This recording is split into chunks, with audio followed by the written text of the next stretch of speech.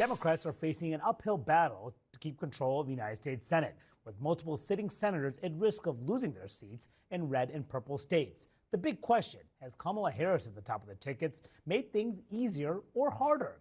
I went to Ohio this week to dig into one of the nation's marquee races between Democratic Senator Sherrod Brown and his GOP opponent, Bernie Moreno. As Democrats rally behind Kamala Harris, in red states, it's more complicated. Like in Ohio, where Democratic Senator Sherrod Brown faces a stiff challenge from Trump-backed Republican Bernie Moreno, a race central to the fight for the Senate majority. Are you able to defend Kamala Harris's record? My job is to fight for Ohio workers.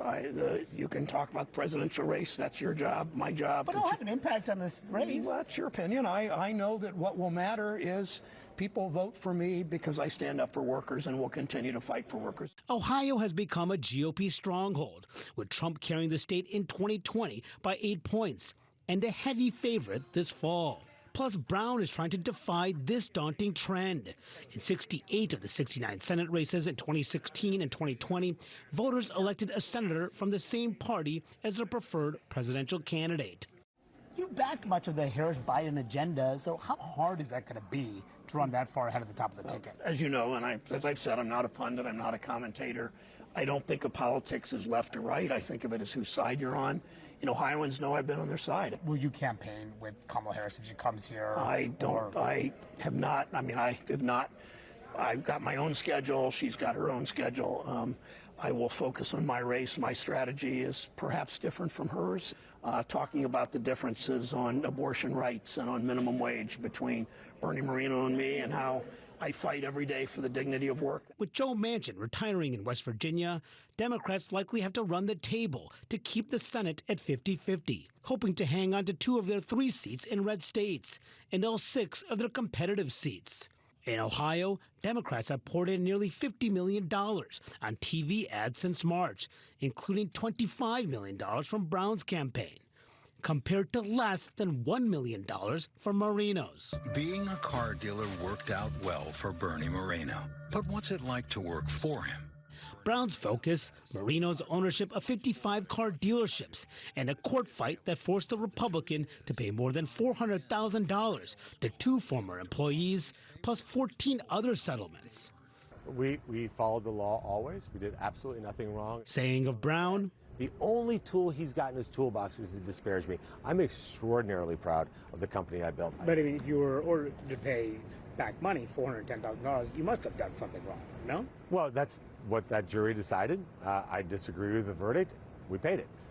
Moreno now hoping to ride the coattails of Trump and fellow Ohioan J.D. Vance. Speaking at the GOP convention.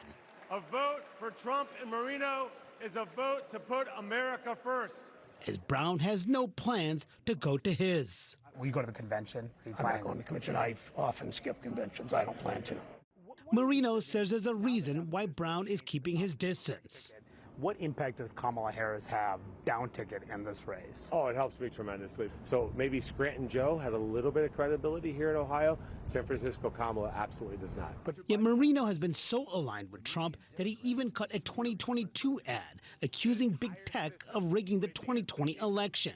President Trump says the election was stolen, and he's right. But why did you decide to do that in the primary? Cut an ad saying the election was stolen? Well, it said it was rigged, like I just said, because it was true. Do you think that Biden was legitimately elected? He's legitimately the worst president of the United States, absolutely. Legitimately elected, though. Legitimately the worst president of the United States. His reign of terror in America is almost over. To defy the odds, Democrats planning a familiar playbook, hammering Moreno on abortion. Absolute pro-life, no exceptions. Do you still support a 15-week federal abortion ban? Well, ban is a word that the media and the Democrats use. I've never said the word ban. If you had to vote for a 15-week restriction, would you do that? Yeah, common sense restrictions, sure. Brown, meantime, has been on the defensive on immigration. Ohio knows illegal immigration is a problem, and Brown is the cause. As he criticizes the GOP for blocking a bipartisan border security bill, We're here to call the president to step up. Brown also blames the Biden team. Do you think that the Biden and Harris administration have done a good job at the border? I think presidents of both parties have failed at the border. All as the GOP aims to remind voters of Brown's past rhetoric about Trump. We have a president who's a racist.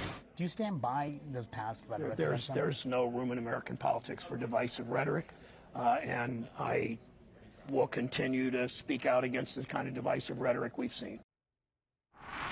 So this is the tightest of tightropes right here, of course. He is trying to make clear that he's not aligned with Kamala Harris, although he voted for the Democratic agenda, the Biden and Harris agenda for most of the time while they were in office, aligning themselves with them. But can this work? Can this strategy work that he's trying to employ here? He does have a brand in his state, a blue-collar brand. He's been in the fixture in public life for some time. I mean, he's doing exactly what he should do if he wants to try to hang on. Once again, Ohio, when we started covering politics, was a swing state. It's increasingly become a red state, and it's been trending that way. And I think what you heard from the Republican side, the San Francisco Kamala label, you're going to be hearing that a lot in a lot of states, not just Ohio. In Virginia, you're going to be hearing that, And is ticket splitting, is that just doesn't happen anymore? So if my memory is correct, there have been 69 Senate races that have taken place when Trump was at the top of the ticket in 2016 and 2020. In all but one, the same party won the Senate and the presidential That was race. Susan Collins' race. Correct. That's the one exception. It's tough math.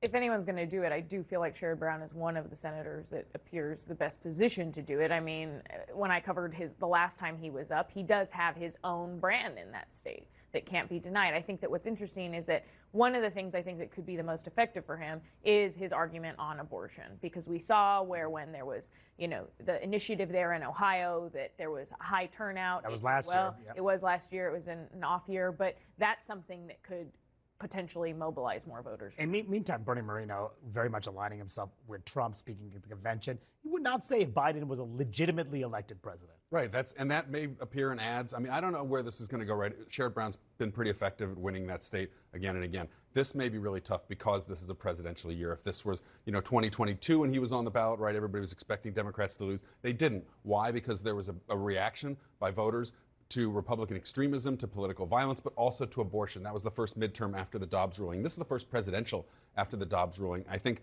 we all believe the electorate will be much different in a presidential than in a midterm when smaller, more educated voters voting. Here you're going to have all the Trump voters coming out. That may be enough for Bernie Moreno. But this is also still the first time we're seeing a presidential take place in this environment with the abortion issue really, top of mind for a lot of voters. So it's going to be interesting kind of messaging they run down the stretch. And will Trump go to Ohio? We do know he's going to Montana this coming week to help John Tester's opponent, Tim Sheehy. So he's clearly got the down ticket races on his mind, at least there. All right.